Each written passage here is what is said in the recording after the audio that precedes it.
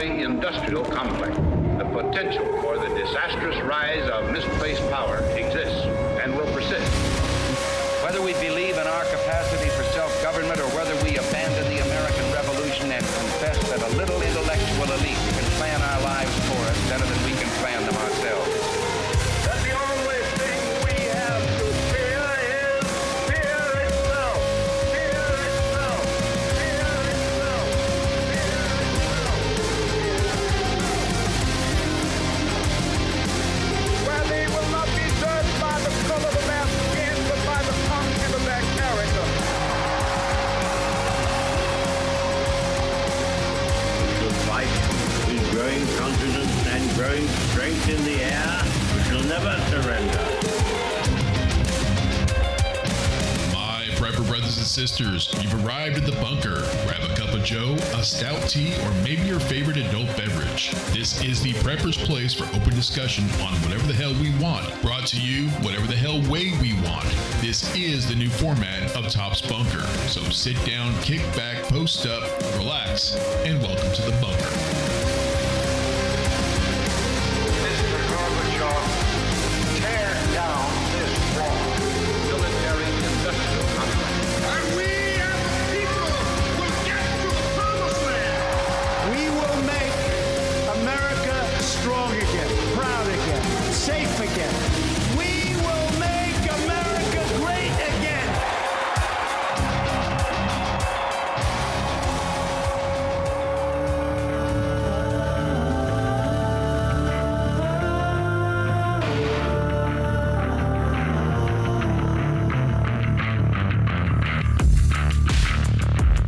Preppers, survivalists, off-gridders, homesteaders, and the like. Welcome to Top's Bunker, a podcast for preppers. Leave a voicemail to get on the show, speakpipe.com/tops, or use the live message option on our Facebook group, Top's Bunker. Email us at shtf@topsbunker.com. Visit our site, topsbunker.com. In case y'all haven't noticed, Top's Bunker is now a weekly show, dropping new episodes every Monday night at 10 p.m. sharp. But be patient, getting the broadcast out to all the different podcatchers at the same time takes a minute. It's a trickle-down kind of a thing. The big ones like iTunes and Google and Spotify usually get them first. Then the smaller audience podcatchers get their broadcasts. Please remember to leave a 5-star rating if your podcatcher has that function. Share with your friends and help us grow. We really do appreciate the support. I want to thank you all for joining us tonight. We got a great show for you. Tonight, we're discussing some of the gear we personally use in preparedness and survival. From our everyday carry EDC to fire starters and water filtration systems, to cover, conceal, protect, shelter items, and even some firearm related gear, we're going to talk about it. I'll do mine in a top 10 sort of format, because let's face it, everybody loves a top 10 list, right? I do. And Jeremy will give you guys his thoughts and ideas about the gear he uses. We'll discuss the cost of this gear and in some cases where you can find it. We'll put some of this product in the show notes with affiliate links that you can use to go online and check to see if they're right for you. If you disagree with some of our picks or have some other ideas about the gear you use, please let us know by using speakpipe.com/tops or email us at shtf@topsbunker.com. We'd love to hear from you guys. In our fast-paced world, uncertainty can strike at any moment.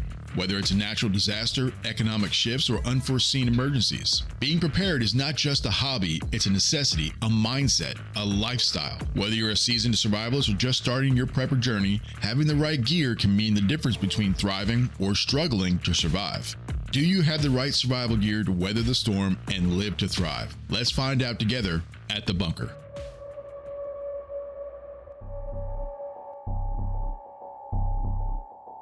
The sun sinks low, casting an eerie orange glow over a crumbling cityscape. Smoke billows from the remnants of buildings. The air is thick with dust. The streets are littered with debris, abandoned cars, and remnants of lives once lived. Silence hangs over the city, punctuated only by the sounds of shifting rubble and the occasional distant explosion. A sense of desolation hangs heavy, as if the city itself mourns its loneliness. Alice, wearing a sling pack and a rugged tactical vest over her hoodie, scans the horizon with a pair of high-powered binoculars. Beside her, Jake, equipped with a worn-out backpack, a multi-tool and survival knife strapped to his battle belt, removes and stows his gloves so that he can check their map under the evening's dim, dying light. I can't see anything moving. This feels too quiet, she says. Jake nods, folding the map with a frown. That's exactly what worries me. The rumors about the sanctuary are too good to be true. If it's out there, we're gonna have to reach it before nightfall. This ain't the kind of place we want to be in after the sun goes down. It ain't the kind of place we need to be in during the day either, Alice whispers, lowering the binoculars, determination etched on her face as she raises her mask and draws her hoodie tight. Let's get going, no time to waste. They move cautiously down a debris-strewn street, thumping their boots to the ground as they navigate the hazardous terrain. Alice pulls out a tactical flashlight, its beam cutting through the dimness. Jake checks that his survival knife is secure in its sheath. This is a tool that he's relied on since the world fell apart. Wouldn't want to lose that, he says. They arrive at what was once a bustling market, now a graveyard of shattered stalls and scattered supplies. Jake spots a crate of canned food, half buried under some rubble. He rushes over, eyes gleaming with hope of a meal.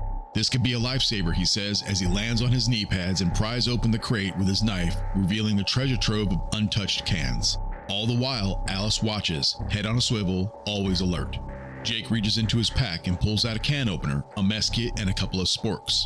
Alice snaps, "We don't have time for that. We don't know who or what might be out there." They quickly fill their packs with the canned food, Jake tossing the last few cans in with a smirk and says, "A week's worth of gourmet meals. Can't beat that." Suddenly, a loud noise echoes from the nearby alley, a metal clang, followed by sounds of movement. Alice's heart pounding turns to Jake, "I think we should go now." They dart toward a far side of the market, slamming their backs against a brick wall. Alice pulls out a small radio receiver and fiddles with the dial. "If I can just tune into the emergency band," she says. The crackle of static fills the air, then a voice. "Refuge for survivors, east of the river. Stay vigilant." Alice glances at Jake, excitement mixed with fear. "Did you hear that?" she asks. "The sanctuary, it's real." They push through an opening in a pile of old pallets, entering a narrow alleyway cluttered with debris and blocked by a gate. Jake pulls out his multi-tool, carefully prying open the rusted gate. "This way," he says. "We can cut through the back streets and avoid the main roads." As they slip through the gate, they find themselves in a desolate back street where shadows loom like specters. Jake checks his tactical watch. Its digital face illuminates his scowl. "We've got less than an hour of light left. Let's keep moving." Before pressing onward, they see a 50-gallon drum filled with rainwater. Using his water filter, Jake refills their canteens from the stagnant barrel, while Alice keeps her flashlight aimed ahead, illuminating their path. "Just a little further," she said. "If we can reach the river before dark, we might just get there." Suddenly, a faint but distant noise, a low growl, breaks the silence. They freeze, exchanging a look of concern. Jake whispers, "We're not alone." As the growl grows louder, they slowly back into the shadows. The flickering light from Jake's flashlight dances across the walls, illuminating their worst nightmare. Alice reaches for her crossbow, fingers steady, eyes focused. She fires.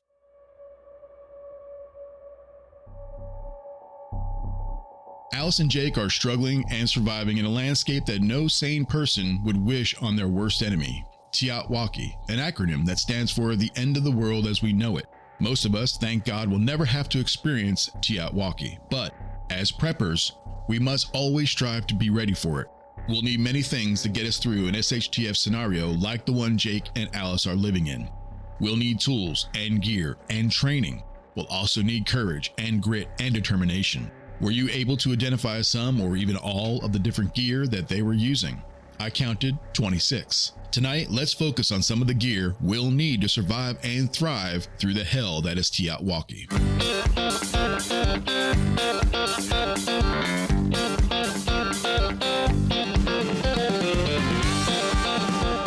All right, y'all, I'm going to start with my list, my top 10 lists.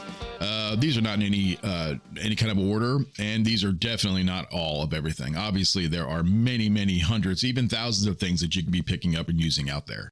This is just a couple things that might get your mind motivated to think in a different direction. All right, so number one is the MTM Case Guard. That's Mike Tango Mike. AR-15 rifle magazine storage case. $28 each. SW100-09, designed to hold 20 or 30 round rifle magazines in pre-cut foam padding. Stackable design and triple padded tabs for security. Water-resistant O-ring for dry storage. Non-submersible, capacity 15. Dual latches for better sealing and prevents accidental openings. And proudly made in the USA. Number 2, knee pads. Now I use No Cry Gel Guard Pro. I love them. Heavy duty knee pads with thigh straps, they're only $33. They're stabilized, gel infused professional knee pads for all day comfort. 2-tier cushioning combines EVA foam and gel for exceptional knee comfort. Innovative TPR cap minimizes rolling, enhancing ankle stabilization on uneven surfaces. These have adjustable double straps for both thigh and shin, providing a secure, comfortable fit for all body types. I use mine all the time, sometimes for the whole entire day, and I forget I even have them on. For my firearm cleaning kit, I use Glorifire. It's Glory Fire. Universal gun cleaning kit for most caliber firearms, and this one is $60, proudly made in the USA. This is a very easy to use cleaning kit with well-marked placeholders for all the tools to fit. Glorifire is a trusted brand for quality and durability. For my flashlight, now I've told you guys this before, I use the Sofirn, that's S-O-F-I-R-N, Sofirn SC31 Pro 2000 lumen flashlight. It's $29. This torch is rechargeable via USB-C with removable 18650 battery, which is included. Waterproof rating of IPX8. The pocket clip is reversible and becomes a ball cap clip to be affixed to the bill of your hat, and the end cap is magnetic for hands-free operation. This is my favorite rechargeable flashlight. I've been carrying it and using it every single day, all day, for over 2 years without fail. I even got one for Rhonda, and she loves it too. Number 5, Shelter. Cover, conceal, protect. Dry Top is the brand. 16 by 20, 10 mil, super heavy duty silver and brown reversible tarp. $36. It's an excellent price. Has grommets on each corner and every 18 inches. The hems are rope reinforced and they're heavy duty plastic caps to reinforce all 4 corners. Now I also like the brand Guard Shield. Now that has a very similar tarp for $44, a little bit more expensive, but it is higher quality and there are more color choices. So Guard Shield is good, and also Dry Top. Number 6, Shooting Sports Ear Protection. Walker's Slim Electronic Earmuffs. That's what I use. They're for shooting sports. $47, made in the USA. These Walker's Slim have an ultralight profile designed to not interfere with your cheek weld or cheek placement on your rifle buttstock.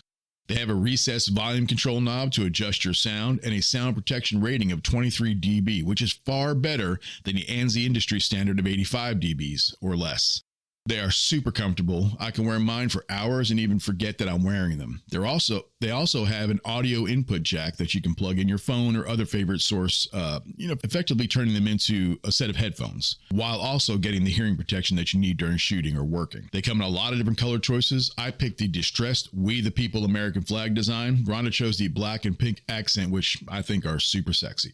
Now, the one thing I don't like about active earphones for shooting is that it's very difficult to hear what direction sounds are coming from. Now you can definitely hear somebody standing next to you talking. You can hear very far away, within yards away, many yards. And when you fire the weapon, it cuts the sound out and you don't hear the weapon. But if you're just walking around in the woods, or if you don't want to be wearing them, you want to use your own head, your own sense of where you are, your spatial sound is what you need. You don't get that with these. The sound just comes in. You could be hearing something that's 10 feet behind you, but you don't know it's there. It could be to the left, to the right, in front. You don't know. So just be careful when you wear them. Only wear them when you're shooting.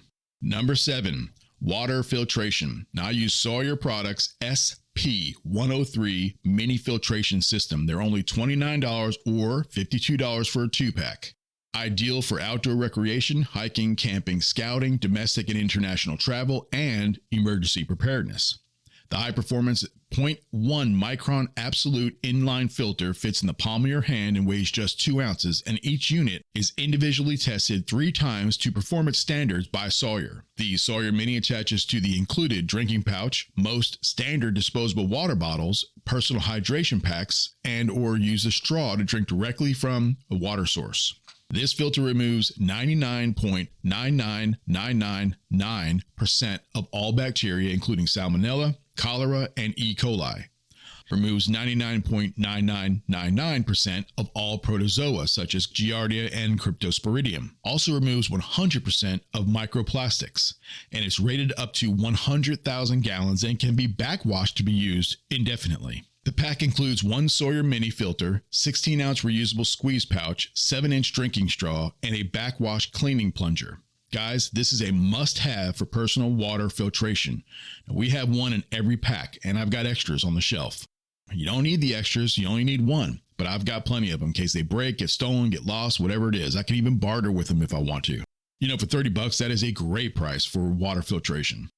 Number 8. For my fire starting gear, I use Light My Fire Swedish Fire Steel. They have the Army and they have the Scout. The Army is a little bit bigger. The Scout's a smaller one. The Army is $21 and the Scout is $14. Each fire steel produces up to 12,000 strikes at 5,400 Fahrenheit. They feature Spark-Sure magnesium alloy, strong nylon cord, built-in emergency whistle, stainless steel striker, and are all military grade and virtually indestructible. They're also waterproof and windproof and come in lots of colors. I carry the Army in rustic orange. I use orange because I like to be able to find them and see them, and if I drop it, I want to find it quickly. Losing your fire steel in a grid-down situation can be bad. Number 9. Light My Fire also has a survival knife with an attached fire steel for $52. I don't have one of these because I'll have plenty of knives and I've got plenty of fire steels, but it's made with the same premium materials and comes in lots of colors. I think they're really cool and they make a great gift as well. And by the way, Light My Fire is a really great company. They come out of Sweden, but they have warehouses here in the US. I think they're in Colorado. Number 10, my EDC knife is the DeWalt DWHT 10-911 spring-assisted foldable.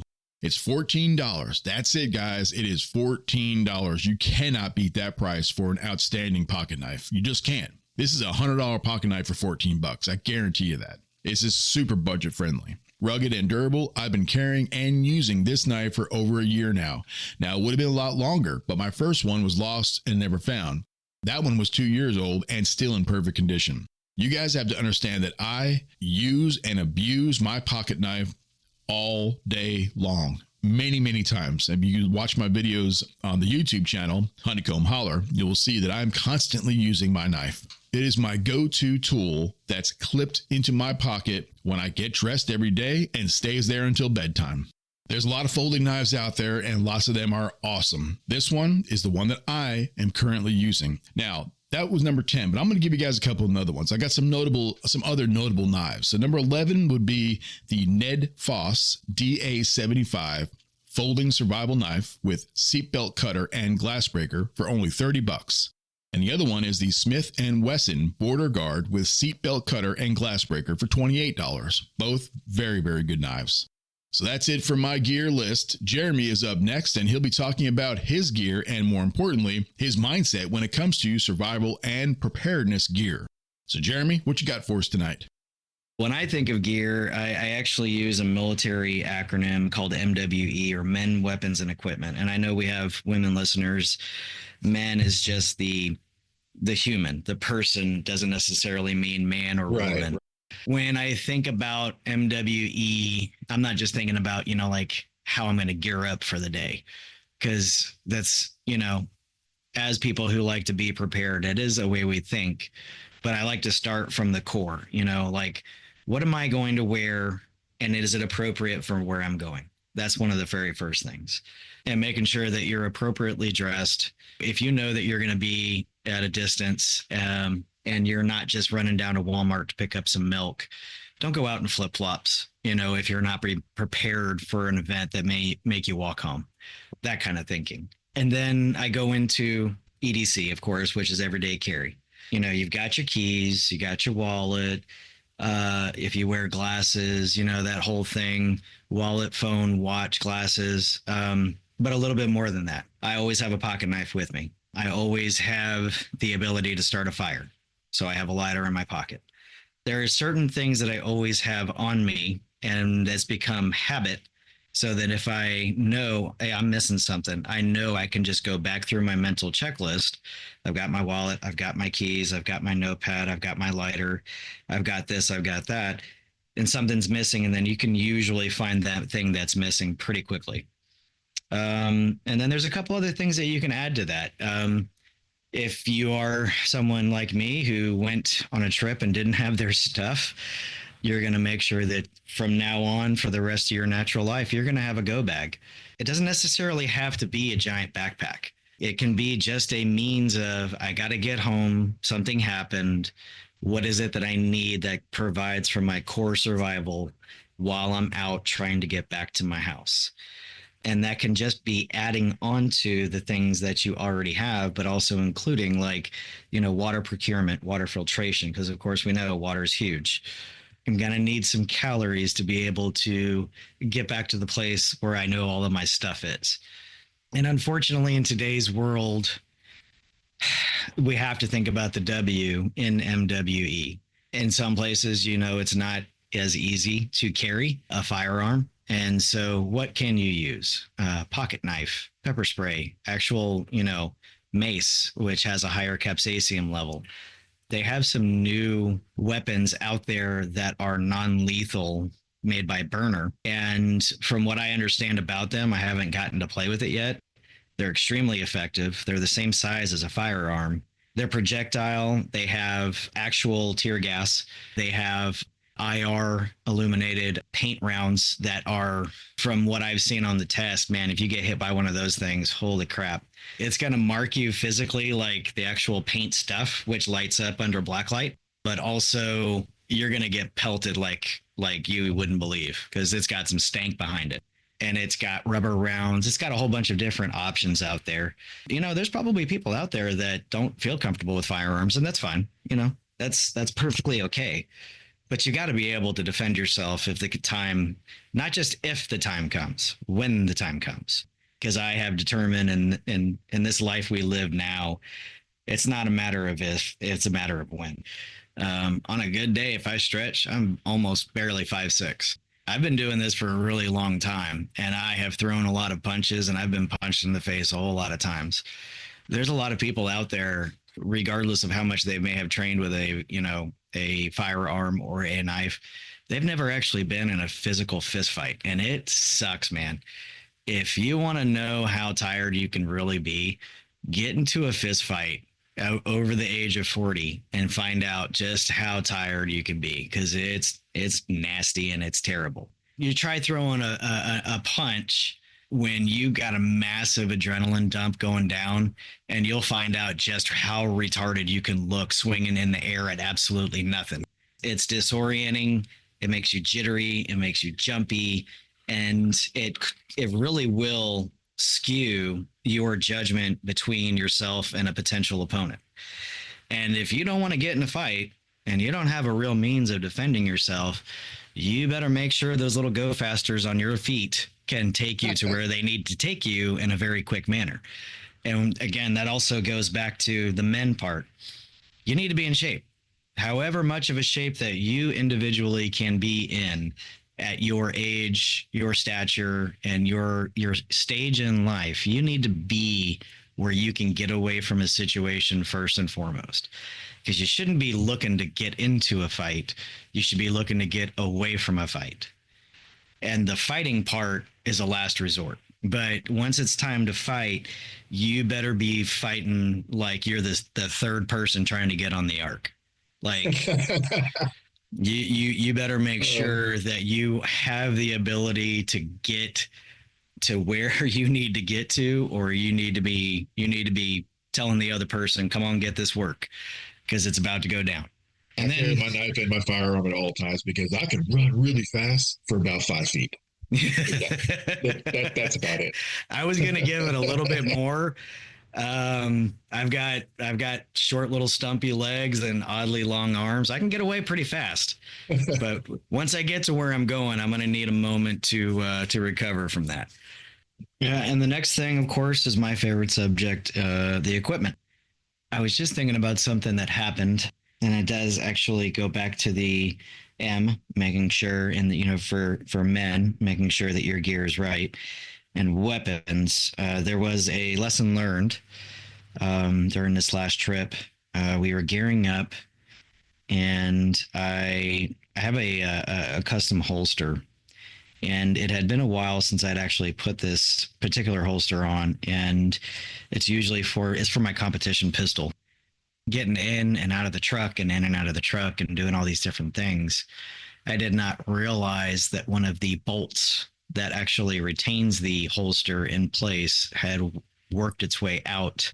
I was bent over and the holster rocked forward, dumped my pistol completely out, and it landed directly onto my hollow sight, destroying it.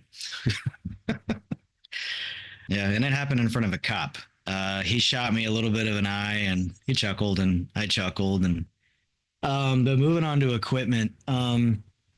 So when I am doing my contracts, I actually use that as an opportunity to test the gear that I purchase for myself.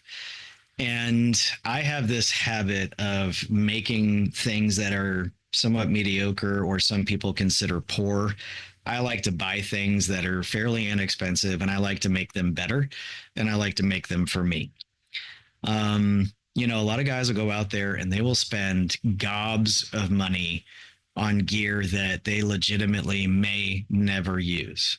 And I do hope they train in it. I hope they actually take it to combat. But, you know, if you told me that if I had the opportunity to save hundreds of dollars by purchasing, say, a Condor chest rig that I could, you know, modify to myself, or spend $300 or $400 on, say, an Everly stock chest rig, I'm probably going to go for the Condor just because I don't like spending a bunch of money on stuff that works exactly the same.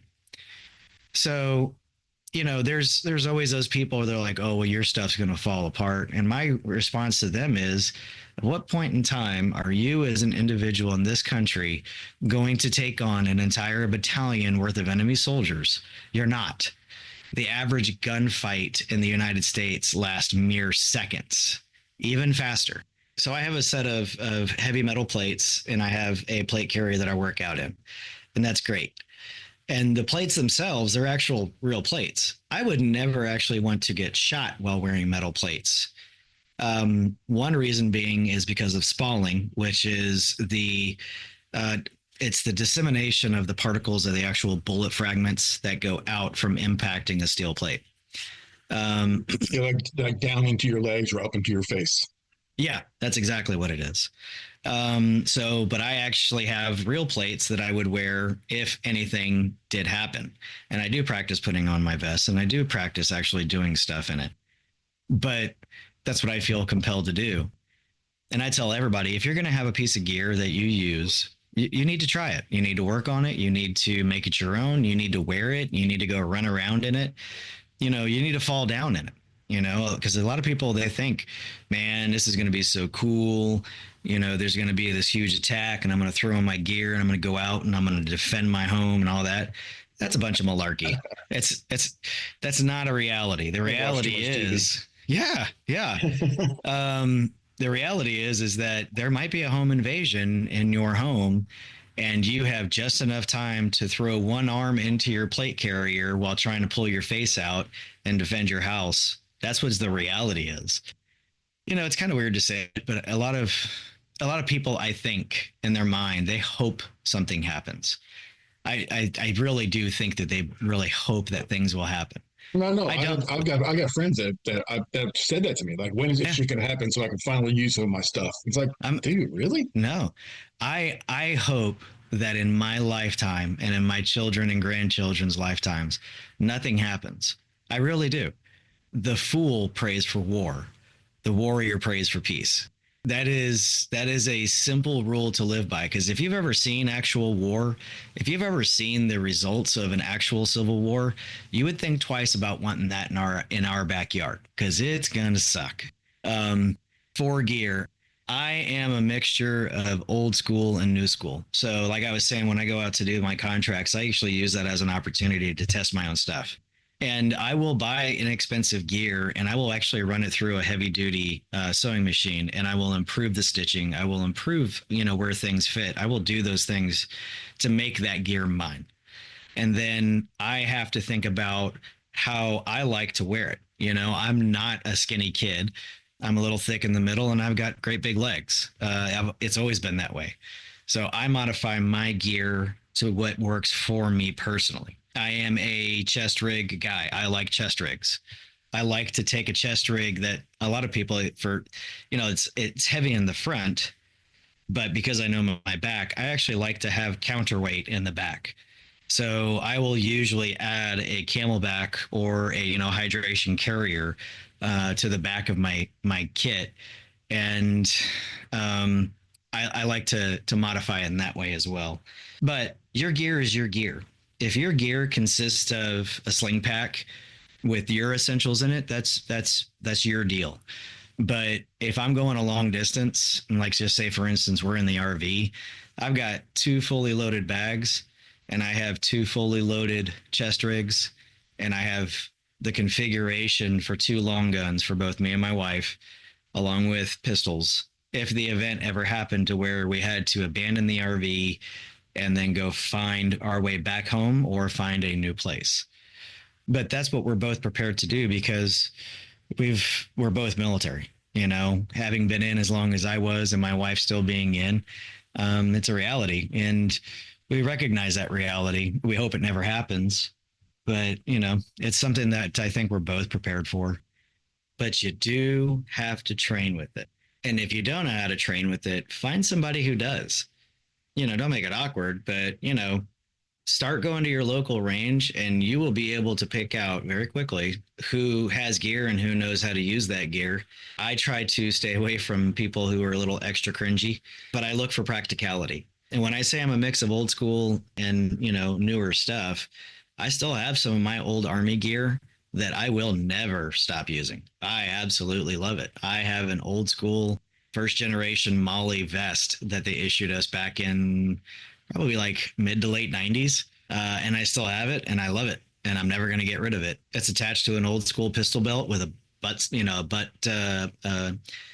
pack, and my original, M16 magazine holders and all that stuff.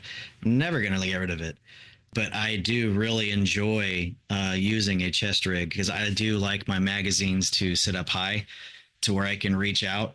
I'm a right-handed shooter, so I'm weak on the left. So I make sure that my magazines face, to the left, so I can grab left, and I can put my magazine in my dump pouch on the left. And as far as like no kidding gear, I think that I would always travel with is a fully loaded chest rig with not just, ammunition, but all of your stuff. A actual battle belt that has additional stuff to include more water. And of course, water is a huge thing. Your pack, which has more water, more food, more gear. And then, and this is going to sound dorky, but man, I am so glad that fanny packs are back in fashion. Are they really? Oh my gosh, man. Are they back in fashion? Are you sure? Oh, absolutely. Oh yeah, man. I love my fanny packs. I love them. Can we call them something different? I like that word, I mean, when sling packs started becoming a thing, I was like, well, dude, that's just a fanny pack with extra steps, but I personally, and in some of those pictures that I posted, I'm actually wearing one. But they're great because I can put a tourniquet on the top. I can carry a magazine back behind it. I have another tourniquet, a knife, a flashlight, my Gerber, my actual multi-tool, hydration packs. I can fit tons and tons and tons of stuff in there. And then I actually hang my gloves and my tape off to the side on one side, and I have my hearing protection on the other.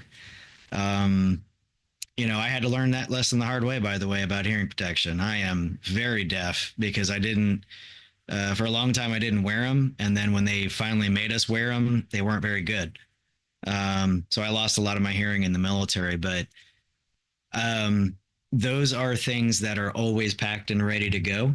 And, that's also another thing that I learned from the storm. I went up there without my normal gear, and I felt absolutely naked. So going through that men, weapon, and equipment checklist of stuff that we all go out and we all use, I didn't have that stuff during the storm, and it's shameful on me, but it also made me realize, hey, you never know what the hell is going to happen when you step out of the house.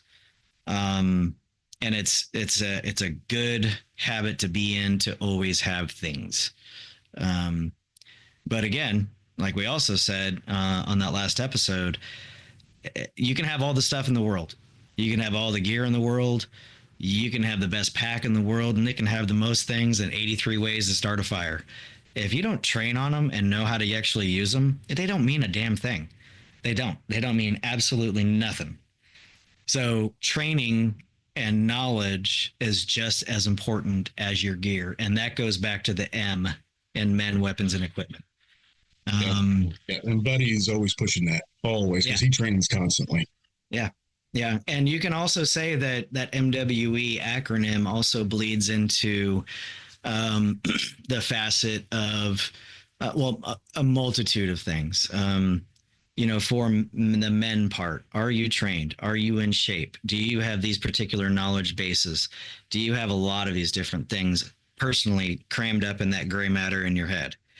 And your weapons. Do you actually take care of your weapons? Do you take care of your stuff? Just being in the military, every time I get back from the range, I break my gun apart and I clean it, and then I lubricate it and I put it away. A lot of people don't do that.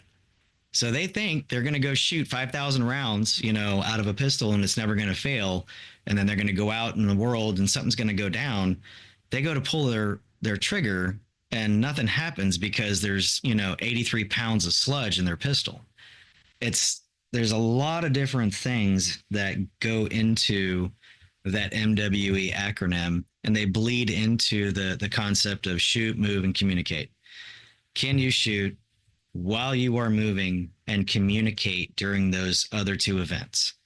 Those are the kind of things, and a lot of that's military, but if you put that into your mind, do I know how to shoot, move, and communicate in the event that I need to, along with the men, weapons, and equipment theory, you're going to be in pretty good shape as long as you actually utilize the gear that you have and train on how to use it. Right around this time of the year, when you start to see Christmas stuff, if you go down to Walmart, you can actually find multi-packs of different knives. So like, for instance, Kershaw. I personally like Kershaw knives. I've never had one fail on me. I keep it sharp. I keep the thing oiled. A lot of people talk smack on them, and that's fine. I don't care.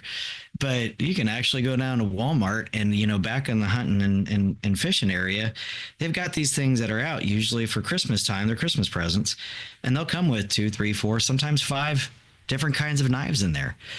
Buy a couple of those, sniff around in there, see what you like. If you don't like one, give it away.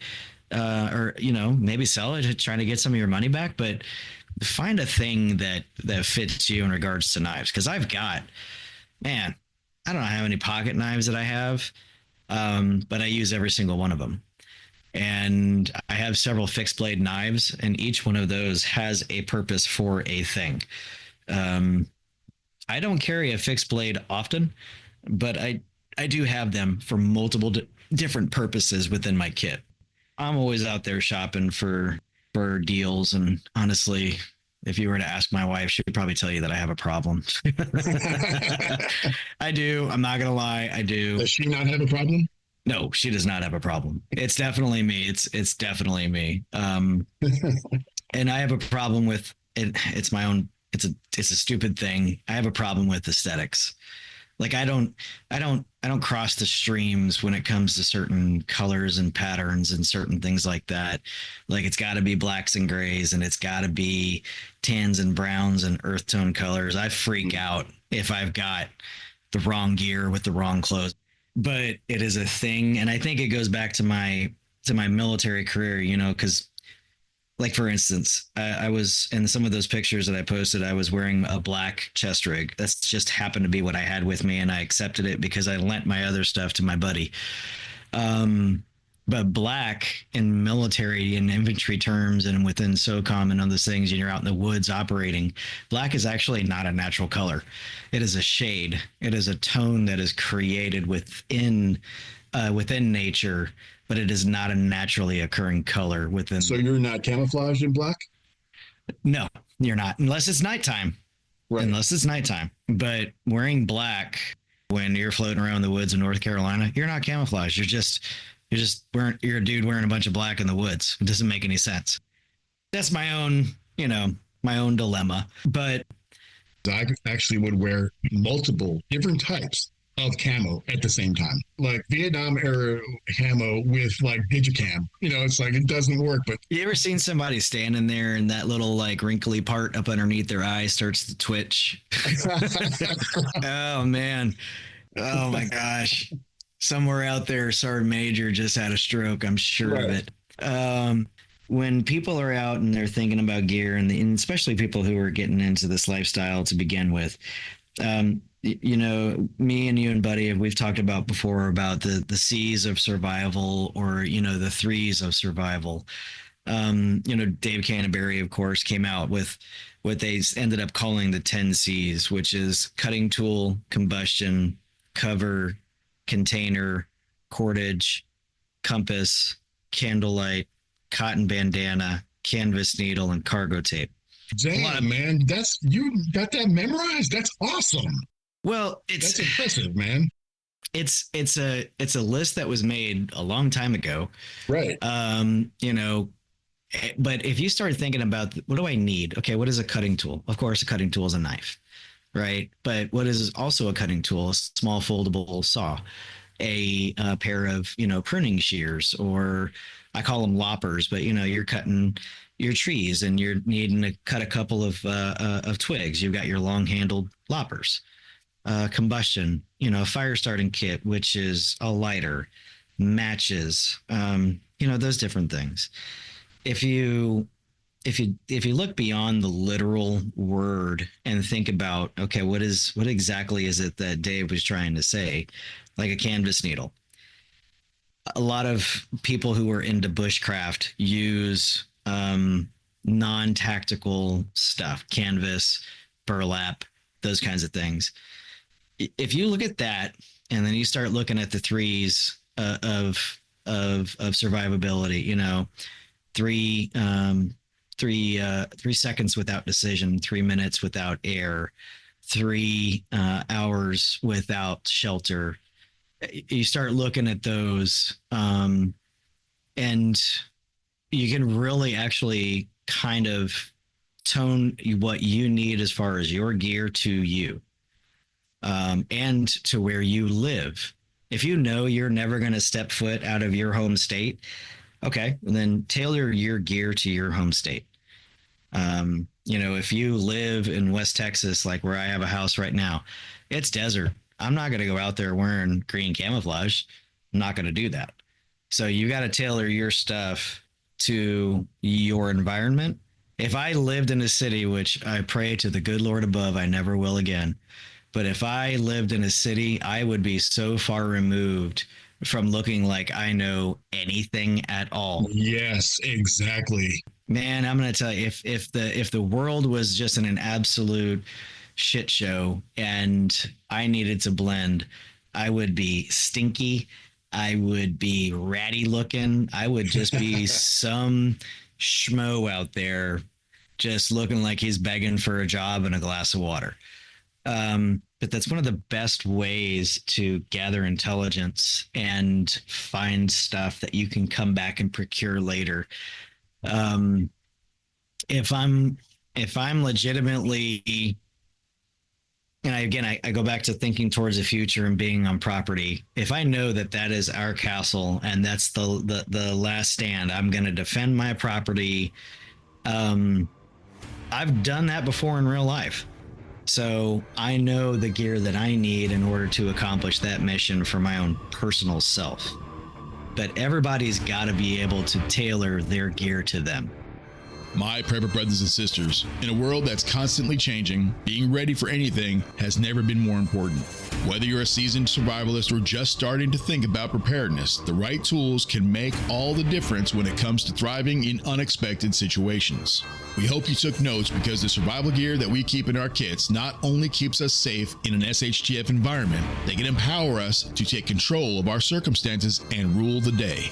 Stay tuned to find out how Jake and Alice overcome their challenges of Chiatwaki. Their story is far from over. Stay prepped, stay happy. Thanks for listening, and good night.